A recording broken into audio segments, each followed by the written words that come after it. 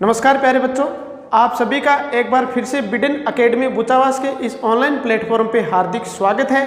और बच्चों अपने लास्ट क्लास के अंदर चैप्टर फर्स्ट साइंस का पढ़ रहे थे, जिसमें रासायनिक अभिक्रिया एवं समीकरण था।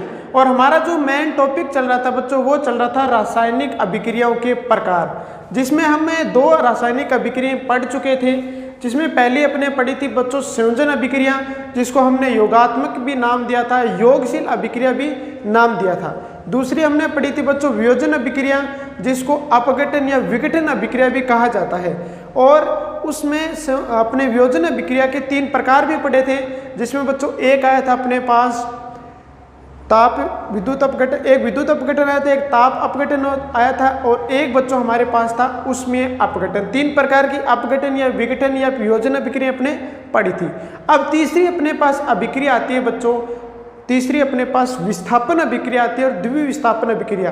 3 और 4 नंबर और इसके बाद वाली अभिक्रिया अपने पढ़ेंगे। तो अपनी इस क्लास के अंदर जो अभिक्रिया रहने वाली है बच्चों, वो पहले 2, इससे पहले वाली क्लास में 2 अभिक्रियाएं पढ़ चुके हैं, और इसमें बच्चों तीसरी पढ़ेंगे। और तीसरी जो रासायनिक अभिक्रिया आती है वह आती है बच्चों विस्थापन अभिक्रिया।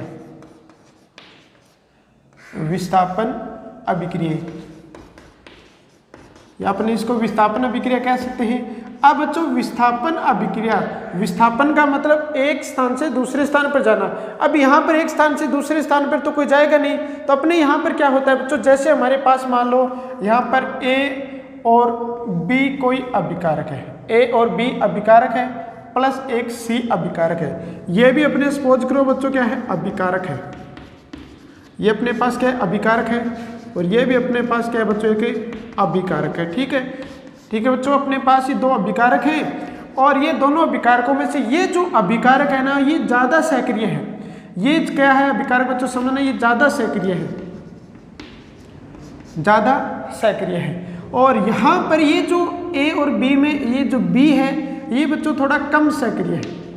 आप इसको एक बार समझने की कोशिश करना, ये क्या है, कम सक्रिय, और ये क्या है, अधिक सक्रिय है। या फिर अपने कह सकते हैं कि एक मजबूत व्यक्ति है, यहाँ पर जो A और B है, ये A और B 2 व्यक्ति हैं, इसमें B व्यक्ति कमजोर है, और यहाँ पर ये अकेला C व्यक्ति ये ज़्यादा मजबूत है। तो ये C वाला व्यक्ति इस AB से इस B को हटा देगा, तो बच्चों क्या होगा, ये बनेगा AC प्लस B। यहाँ पर C क्या था, ज़्यादा सक्रिय था। अब ज़्यादा सक्रिय है तो इस AB में से इस B को हटा देगा, और इस B के स्थान पर खुद आकर बैठ जाएगा। यहाँ पर क्या आ गया बच्चों, ये C यहाँ पर खुद आकर बैठ गया, यानी इसने क्या किया बच्चों, इसको विस्थापित कर दिया। इस C ने इस B को क्या कर दिया बच्चों, विस्थापित कर दिया। इसको क्या किया है, विस्थापित कर दिया। विस्थापित कर दिया मतलब हटा दिया, यहाँ से इसको विस्थापित कर दिया, तो ये B इस C की जगह आ गया, और C इसे B की जगह आ गया। यानी ये अभिक्रिया कौन सी होगी बच्चों, विस्थापन अभिक्रिया हो गई। AC नया उत्पाद बन गया, ये हमारे पास क्या बना है बच्चों, उत्पाद बना है, और ये भी क्या बना है, उत्पाद बना है। अब अपने इस अभिक्रिया की परिभाषा दे सकते हैं। इससे परिभाषा दे सकते हैं कि वे रासायनिक अभिक्रिया जिसमें एक अधिक क्रियाशील तत्व कम क्रियाशील तत्व के स्थान पर विस्थापित हो जाता है या बैठ जाता है, और उसको वहां से अलग भेज देता है। तो इसकी अपनी परिभाषा क्या दे सकते हैं, वे रासायनिक अभिक्रियाएं, वे रासायनिक अभिक्रियाएं जिसमें एक अधिक क्रियाशील तत्व है, एक अधिक क्रियाशील तत्व है। इसको यहां से अपने थोड़ा सा साफ कर लेते हैं एक बार।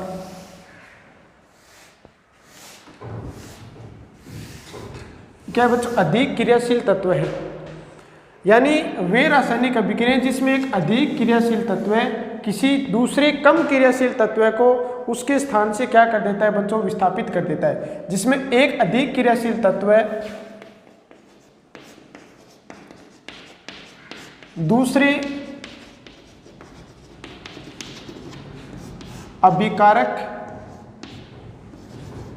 के कम क्रियाशील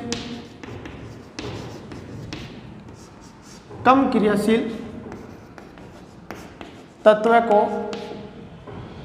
विस्थापित कर कर स्वयं उसके स्थान पर विस्थापित हो जाता है, स्वयं उसके स्थान पर विस्थापित हो जाता है, विस्थापित हो जाता है। तो कौन सी अभिक्रिया कहलाएगी बच्चों? विस्थापन अभिक्रिया कहलाएगी। तो ऐसी अभिक्रिया जिसमें एक अधिक क्रियाशील तत्व कम क्रियाशील तत्व को विस्थापित करके स्वयं उसकी जगह पर बैठ जाता है या विस्थापित हो जाता है, उसको बच्चों अपने बोलते हैं विस्थापन अभिक्रिया। अब यहाँ पर समझ में आ गया होगा, जैसे हमने एग्जाम्पल लिए थे वही ए और बी। हमारे पास ए और बी क्या है बच्चों? एक अभिकारक है और इसमें एक सी भी क्या है? अभिकारक है। और इससे बच्चों एक नया उत्पाद बनता है, कौन सा बनेगा? ए सी प्लस बी। यहाँ पर सी क्या है? अभिकारक है और ये भी अभिकारक है, ये भी क्या है बच्चों? अभिकारक है। और इसमें सी भी क्या है बच्चों? अभिकारक है। सी भी क्या इसमें? अभिकारक है। ये सी अधिक क्रियाशील है तो सी इस बी के स्थान पर बैठ जाएगा और नया उत्पाद बनेगा ए सी। ये उत्पाद बन गया, ये भी क्या बन गया बच्चों? उत्पाद बन गया। यानी इसमें बी, सी ने बी को क्या कर दिया? विस्थापित कर दिया और स्वयं उसकी जगह पर बैठ गया। जैसे अपने एग्जाम्पल लेते हैं, एक आता है बच्चों कॉपर सल्फेट। कॉपर सल्फेट की अगर विलयन के अंदर, कॉपर सल्फेट का जो विलयन होता है वो बच्चों कैसा होगा? वो नीले रंग का होता है। अगर कॉपर सल्फेट के विलयन के अंदर अगर हम जिंक के टुकड़े डाल दें, क्या डाल दें बच्चों? जिंक के टुकड़े। ये कॉपर सल्फेट ए और बी हो गया। यहाँ पर सी क्या हो गया बच्चों? जिंक हो गया। अब देखो इस सी ने क्या किया? बी को विस्थापित किया ना, तो यहाँ पर Zn क्या करेगा? इस SO4 को विस्थापित कर देगा। तो नया उत्पाद क्या बनेगा बच्चों? नया उत्पाद बनेगा ZnSO4 प्लस कॉपर धातु पृथक हो जाएगी। कॉपर धातु क्या हो जाएगी? पृथक हो जाएगी। यहाँ पर ये क्या है बच्चों? कॉपर सल्फेट है और इसका कैसा रंग होता है? नीला रंग होता है। जिंक धातु को अंदर डाला कॉपर सल्फेट के विलयन में, तो जिंक क्या करेगा? इस कॉपर सल्फेट से कॉपर को विस्थापित कर देगा और ये जिंक इस कॉपर के स्थान पर बैठ जाएगा और क्या बनेगा? जिंक सल्फेट बनेगा। क्या बन जाएगा बच्चों? जिंक सल्फेट बनेगा। और जिंक सल्फेट बनेगा, नीला रंग गायब हो जाएगा।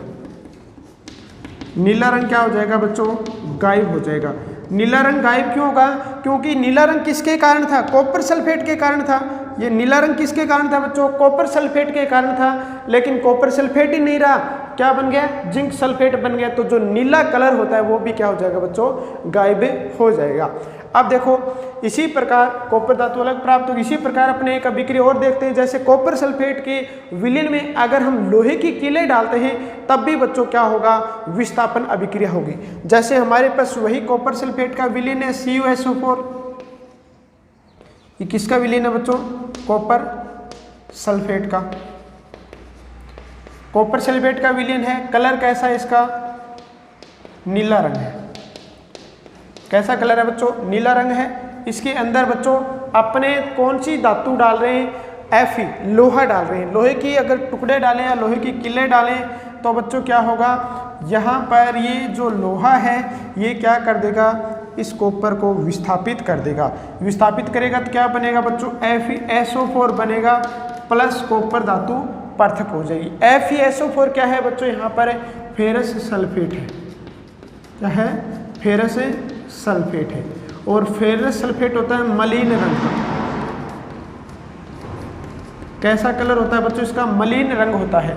ये नीला रंग था कॉपर सल्फेट के कारण। इसमें Fe धातु या Fe अपने लोहे के कोई भी टुकड़े डालते ही क्या हुआ बच्चों? फेरस सल्फेट बन गया। और फेरस सल्फेट कैसा होता है? मलिन कलर का होता है या दूसरे रंग का होता है। और साथ में कॉपर धातु अलग प्राप्त हो गई। इसी प्रकार अपने अगर लेड की अभिक्रिया करवाते हैं कॉपर क्लोराइड के साथ तब भी बच्चों लेड क्लोराइड बनेगा और कॉपर धातु पृथक हो जाएगी। जैसे अपने बात करते हैं, हमारे पास PbCl2 है, लेड क्लोराइड है। इस लेड क्लोराइड की अपने कॉपर क्लोराइड है। इस कॉपर क्लोराइड की अभिक्रिया करवाते हैं लेड के साथ। हमारे पास क्या है बच्चों? कॉपर क्लोराइड है।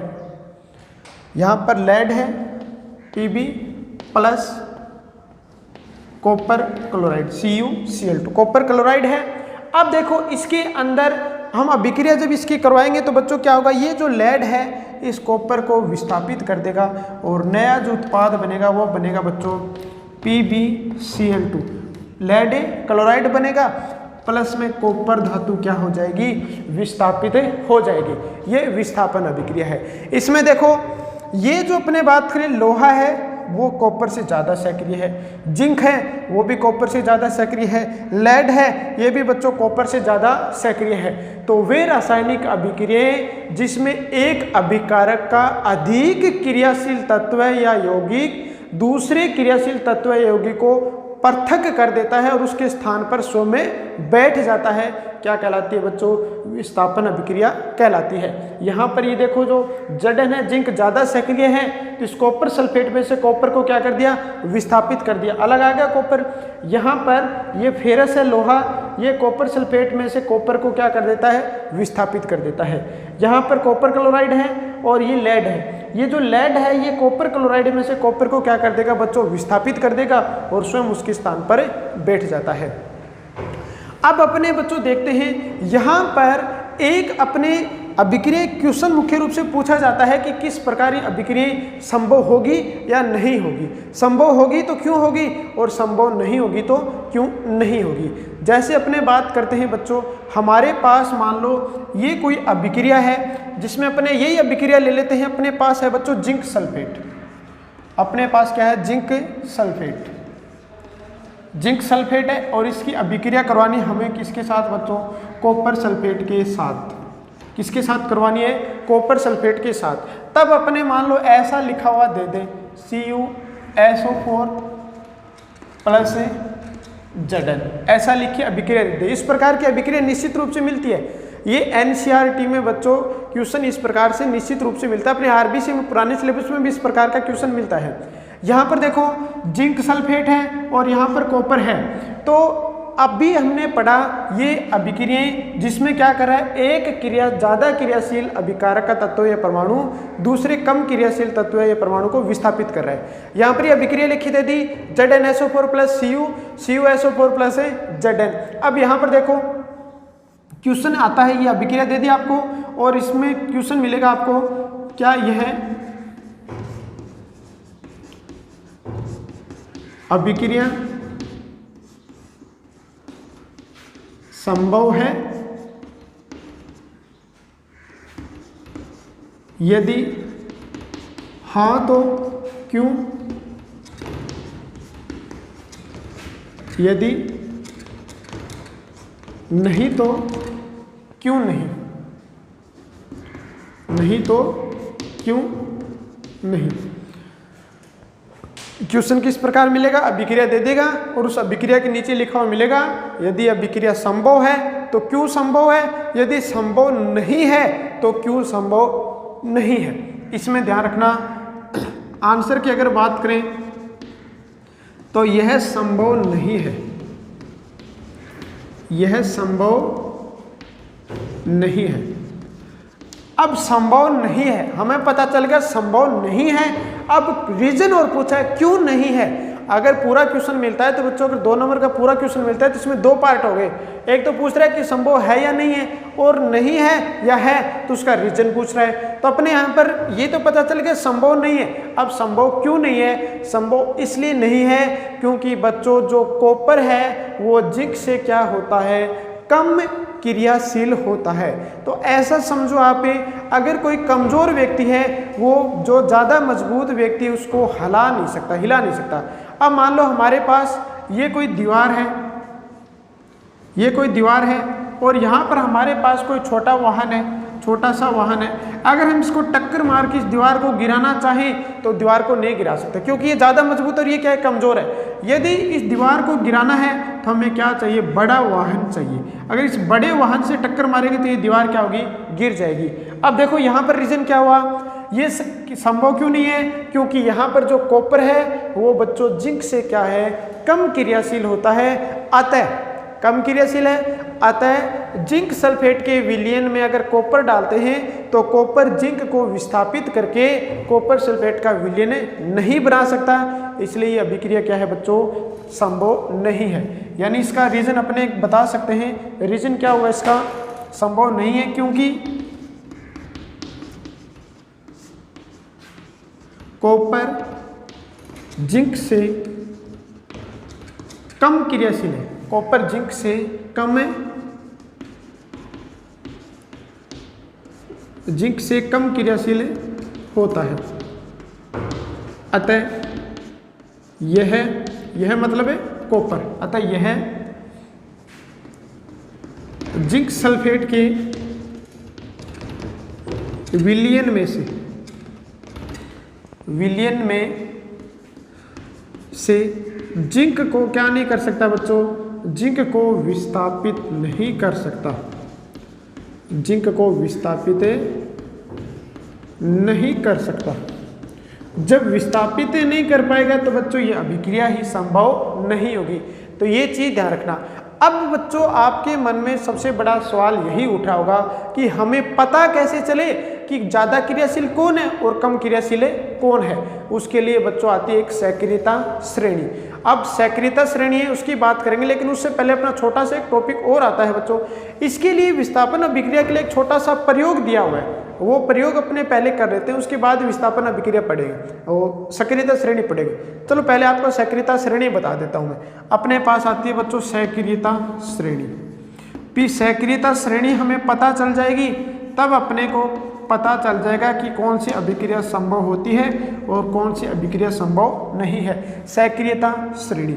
अब वैसे तो अपने एनसीईआरटी के अंदर बच्चों जो सक्रियता श्रेणी है ना, वो 3rd चैप्टर के अंदर मिलती है, धातु अधातु वाले मिलेंगी।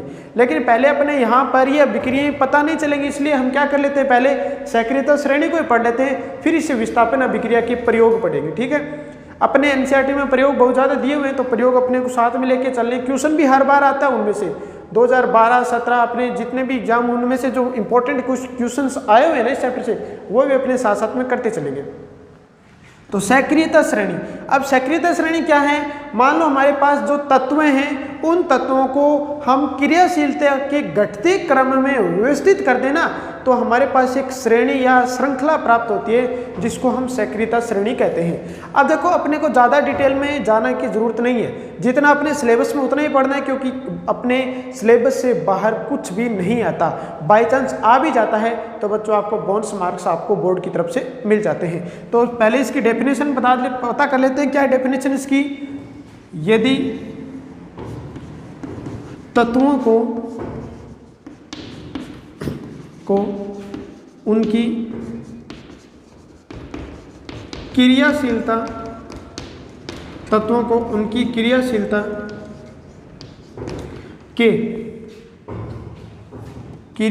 के घटते क्रम में,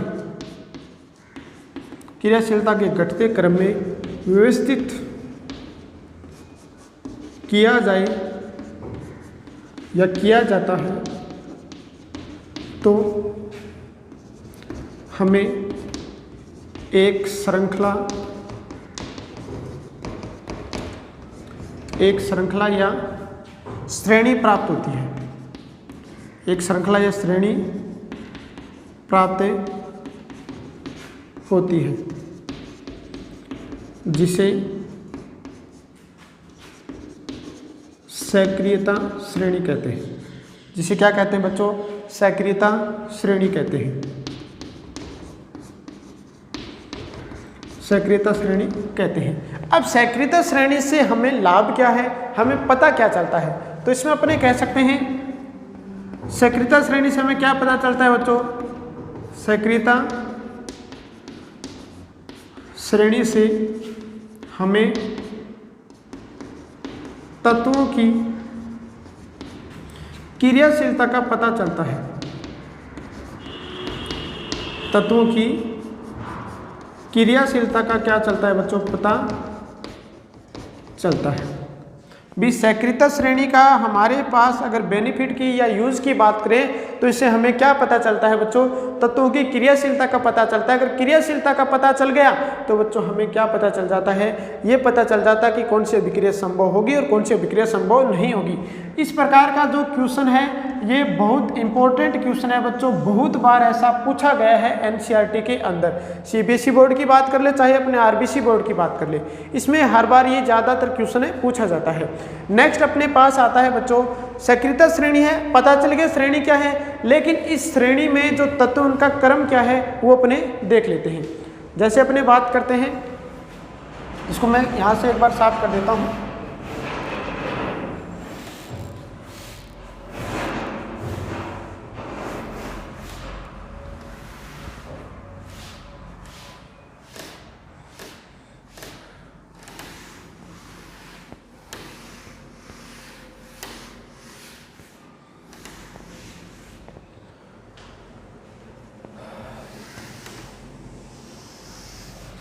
अब हमारे पास जो सक्रियता श्रेणी उसकी अपने बात कर लेते हैं कि सबसे क्रियाशील कौन सा है और उसके बाद क्रियाशील कौन सा, तय क्रियाशीलता का घटता जो क्रम है उसकी अपने बातें कर लेते हैं। तो सबसे पहले बच्चों याद रखना, इसकी कोई वैसे ट्रिक है, मैं एक छोटी सी ट्रिक बता दूंगा आपको, चाहे याद रहती है तो कर लेना, बाकी मेरे हिसाब से तो ट्रिक से अच्छा है कि आप 2-4 बार उसको पढ़ दो, लेकिन फिर भी थोड़ा सा बता दूंगा आपके सेट होती है। तो सबसे पहले आता है बच्चों सबसे क्रियाशील जो तत्व अपने होता है वो पोटेशियम होता है। पोटेशियम सबसे क्रियाशील है। उसके बाद आता है बच्चों सोडियम, फिर calcium, magnesium, potassium, sodium, calcium, magnesium. Potassium आ गया, सोडियम आ गया, calcium, magnesium, aluminium, zinc, ferrous, lead, उसके बाद हाइड्रोजन आ जाता है। यानी मैग्नीशियम आ गया, मैग्नीशियम के बाद बच्चों एल्यूमिनियम आएगा, एल्यूमिनियम के बाद बच्चों जिंक आता है, जिंक के बाद आएगा फेरस, जिंक के बाद फेरस, फेरस के बाद बच्चों लेड आता है, और लेड के बाद अगर हम बात करें तो लेड के बाद बच्चों अपने पास आ जाता है हाइड्रोजन। हाइड्रोजन सबसे ये जो अपने है ये क्या है, सबसे क्रियाशील है, सबसे अधिक क्रियाशील, सबसे अधिक क्रियाशील। सबसे अधिक क्रियाशील कौन सा है बच्चों अपने पास है, पोटेशियम आता है। ये जो हाइड्रोजन है ये मध्य गुण वाला है। हाइड्रोजन क्या होता है, मध्य गुण वाला होता है। इस हाइड्रोजन से ऊपर के तत्व है, यानी यहाँ पर अपने बात करें तो इससे ऊपर के जो तत्व होते हैं, हाइड्रोजन से ऊपर स्थित तत्व,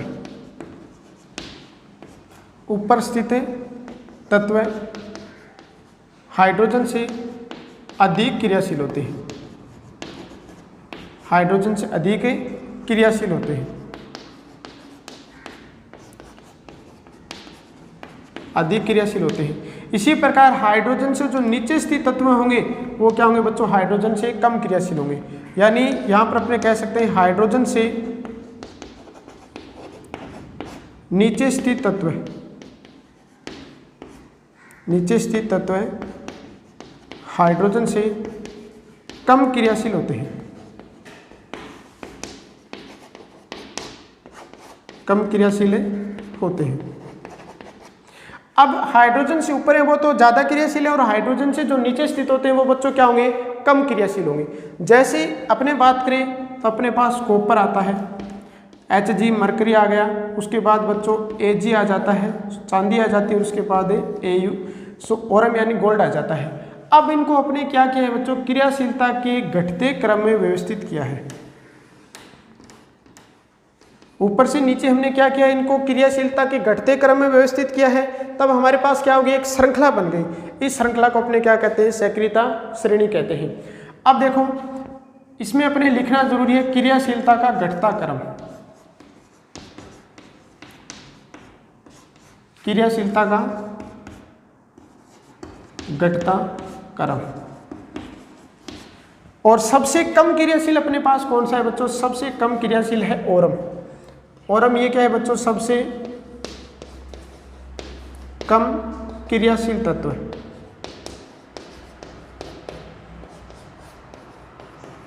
सबसे कम क्रियाशील तत्व है। अब अपने बता सकते हैं, ये देखकर अपने बता सकते हैं कोई भी समीकरण हो। जैसे मैं एक समीकरण लिख देता हूँ, यहाँ पर मैंने लिख दिया बच्चों FeSO4, फेरस सल्फेट लिख दिया। FeSO4 के साथ अभिक्रिया करवा दूँ मैं अगर कॉपर की, और आपको दे दे CuSO4 प्लस Fe, क्या ये अभिक्रिया संभव होगी, होगी तो क्यों होगी और नहीं होगी तो क्यों नहीं होगी।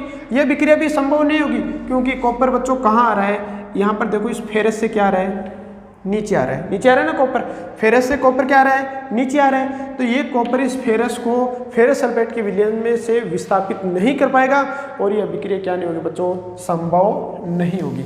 अब इसकी थोड़ी सी अपनी ट्रिक है वो देख लो, वैसे आपको याद रह जाता है तो ठीक है, वरना आप देख लो। जैसे अपने पास आता है काना, मांगे, कार, एल्टो, जैन, फरारी। इसका मतलब क्या हो गया बच्चों, अपने पास पोटेशियम हो गया, के हो गया, इसका मतलब सोडियम हो गया। फिर इसकी बात करें अपने पास ये पोटेशियम हो गया, ये सोडियम हो गया और उसके बाद ये अपने पहले कर लेते हैं कार, मांगे। कार का मतलब अपने यहाँ पर Ca से ले लेते हैं और मांगे का मतलब Mg से ले लेते हैं। एल्टो का मतलब बच्चों Al हो गया, जैन का मतलब Zn हो गया, फरारी का मतलब Fe हो गया। वैसे अगर आपके याद रहता है तो ठीक है, याद नहीं रहता तो आप इस प्रकार कर सकते हैं। उसके बाद आता है अपने हाइड्रोजन, तो है प्रभु, है का मतलब हाइड्रोजन हो गया, प्रभु का मतलब यहाँ पर Pb से लेड से हो गया। पहले अपने कर लेते हैं बच्चों प्रभु, प्रभु पीओ बी हो गया और है का मतलब बच्चों यहाँ पर क्या हो गया, हाइड्रोजन। इसके बाद आपको तीन तत्व ये याद रखने हैं, कॉपर, लेड, Ag और Au, ये आप याद रख लोगे। इससे हमें ज़्यादा इंपॉर्टेंट है बच्चों ये वाले तत्व है, इससे हाइड्रोजन के नीचे वाले तत्व है कम अपने क्या होते हैं, ज़्यादा उपयोग वाले नहीं है। क्यों नहीं है, क्योंकि यहाँ पर जो अपने को मिलेगा तो जिस प्रकार क्वेश्चन पूछता है तो यहाँ पर ये दिए हुए मिलेंगे हाइड्रोजन के बाद वाले, तो आपको विस्थापित यहाँ से करवाना है। तो अगर आपको पता चल जाएगा कि ये ज़्यादा क्रियाशील है तब आप यहाँ पर ये अभिक्रिया संभव नहीं होगी, तो आप ये बता सकते हैं कि संभव क्यों नहीं होगी और इस प्रकार का क्वेश्चन यहाँ पर पूछा जाता है। उसके बाद अपने पास अगर बात करते हैं तो अगर इसकी ओर बात करें तो ये अपने आ जाएगा क्या, क्या का मतलब है Cu, क्या हजूर, इसका मतलब कर लेते हैं बच्चों अपने Hg। फिर Ag, आज आओ, Ag और फिर आओ का मतलब बच्चों Au। तो आपको अगर ये याद रहता है तो ठीक है, वरना अगर आपके याद नहीं रहता है, आप रट्टा मारते उससे अच्छा ये एक बार दो बार पढ़ लें तो आपको ये याद रह जाएगा। लेकिन सबसे इंपॉर्टेंट है इससे पहले वाले ये आपको याद करने हैं। अगर सक्रियता श्रेणी याद है तब आपको किसी भी प्रकार की विस्थापन अभिक्रिया दे दी जाए तो आप संभव कर सकते हैं, उसको बता सकते हैं कि ये संभव होगी या नहीं होगी। जैसे अपने एक एग्जाम्पल और देख लेते हैं। हमारे पास ये मान लो कि अपने पास ये दे दिया कॉपर सल्फेट दे दिया। अगर कॉपर सल्फेट देकर हमें क्या दे दे, ये दे दे Mg दे दे, या अपने पास दे दे बच्चों कैल्शियम दे दे।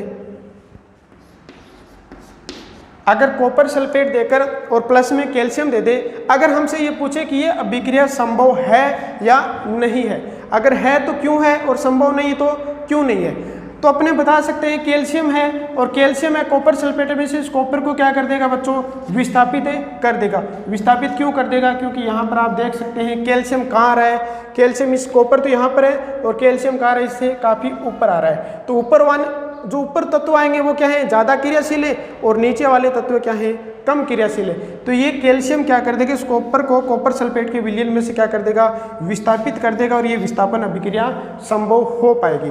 तो इस प्रकार का क्वेश्चन एनसीईआरटी में पूछा जा चुका है। ये 2012 में पूछा गया था और 17 में भी पूछा जा चुका है और आगे भी अपना नया सिलेबस लगाया तो उसमें भी इस प्रकार के क्वेश्चन पूछे जाने की संभावना है। तो बच्चों अभी हमने पढ़ा है विस्थापन अभिक्रिया और सक्रियता श्रेणी, और अपनी जो नेक्स्ट क्लास होगी उसमें अपने पढ़ेंगे द्विविस्थापन अभिक्रिया और उसके बाद वाली रासायनिक अभिक्रियाओं के बारे में। तो बच्चों आज की इस क्लास को हम यहीं पे विराम देते हैं, मिलेंगे अपनी नेक्स्ट क्लास में द्विविस्थापन अभिक्रिया के साथ। तब तक के लिए आप लोग मस्त रहिए, पढ़ते रहिए। धन्यवाद।